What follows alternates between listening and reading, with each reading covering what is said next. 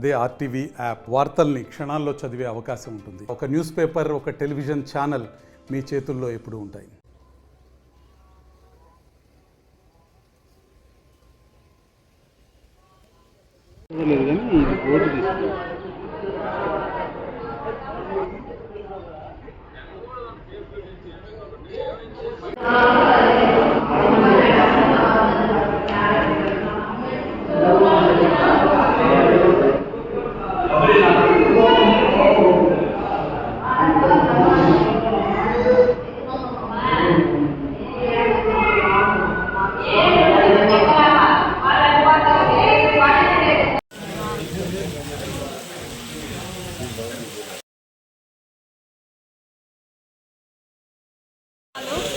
ఏవేవో ఇంజెక్షన్స్ ఇచ్చేశారు.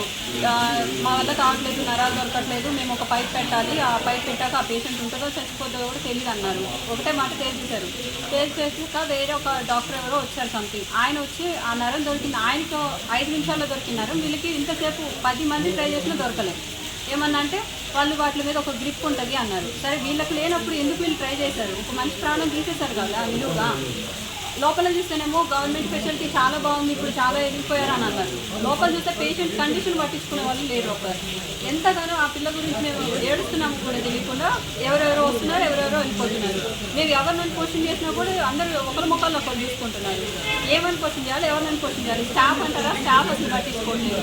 పేషెంట్ దగ్గరికి రమ్మంటే నర్సు భయపడుతుంది. నర్సు భయపడితే పేషెంట్ దగ్గరికి ఎవరు వెళ్తారు? మేము వెళ్ళమంటారా? వెంటిలేటర్ మీద మేము తీసుకెళ్ళాలా? పేషెంట్ని ఒక స్టాఫ్ తీసుకెళ్తారా? మేము తీసుకెళ్ళాలా? ఎనెస్థీషియా ఇచ్చామంటున్నారు. ఎనెస్థీషియా ఒక ఆస్తమా పేషెంట్కి ఎనెస్థీషియా ఇచ్చారంట. ఎంతమంది ఎంబీబీఎస్ చదువుకున్న డాక్టర్స్ ఇక్కడ ఉన్నారో బయటకు వచ్చి ఎనెస్థీషియా ఎవరికి ఇస్తారో చెప్పమని. అంటే మేము కూడా ఒక స్టూడెంటే కాబట్టి మేము రైజ్ చేసే పాయింట్. వాళ్ళు అలా చెప్తున్నారు. మేము సరే అని చెప్పి నార్మల్గా ఫోన్ పెట్టుకుంటే వాళ్ళు నేనేదో వీడియోస్ తీసామని చెప్పి అంత టెన్షన్ పడాల్సిన అవసరం ఏముంది?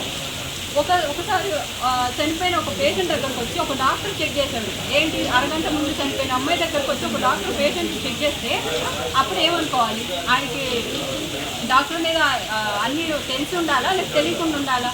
వచ్చి అప్పుడు చెక్ చేస్తున్నాడు స్టెథోస్కోప్ పెట్టి. అప్పుడు వచ్చి చెప్తున్నాడు చనిపోయిందమ్మా అని. చనిపోయిందని మాకు తెలుసు, అరగంట ముందు నుంచే తెలుసు మాకు చచ్చిపోయింది అని అమ్మాయి. ఆయన వచ్చి అప్పుడు చెప్తున్నాడు సరే అని చెప్పి వింటున్నాం కదా అని చెప్పి మీరు అట్లా అనొద్దాం, మా స్టాఫ్ని మీరు ఏం అనకూడదు, వాళ్ళ ప్రాబ్లం వాళ్ళు చేయాల్సిన ప్రాసెస్ వాళ్ళు చేసేసారు, మీరు అలా వాళ్ళని క్వశ్చన్ చేయకూడదు అంటే ఇప్పుడు మేము ఎవరిని క్వశ్చన్ చేయడానికి? ఒక హోప్ తోటి గవర్నమెంట్ దాకా వచ్చామంటే మాకు ఇప్పుడు అమౌంట్ లేదు కాబట్టి గవర్నమెంట్ దాకా రావాల్సి వస్తుంది.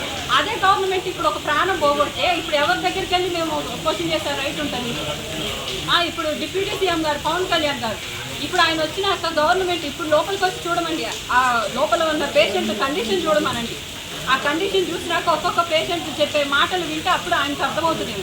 నా పక్కన ఇప్పుడు నేను ఒక పాయింట్ రైజ్ చేస్తే ఆయన వచ్చి అప్పుడు బాధపడుతున్నాడు. వారం రోజుల నుంచి వాళ్ళు ఆవిడ ఏమవుతుందని కూడా చెప్పట్లేదంట. ఏదో టాబ్లెట్ వేస్తున్నారమ్మా, మింగేస్తున్నాము, ఇంకా మా కాడ హోప్స్ లేవు, ఇంటికి పోయి తీసుకెళ్ళి అక్కడ పెట్టుకుంటాము, ఉంటే ఉంటుంది పోతే పోతుంది, వీడికి వచ్చి వాళ్ళ ప్రాణాలు అప్పచెప్పడం ఎందుకు అని అంటున్నారు. ఒక్కొక్కరు నేను క్వశ్చన్ చేస్తే వాళ్ళు ఒక్కళ్ళు కూడా నాకు తిరిగి ఆన్సర్ ఇవ్వలేకపోతున్నారు. సరే అమ్మా, సరే అట్లా ఉండరు, ఇట్లా ఉండరు, ఏంటది?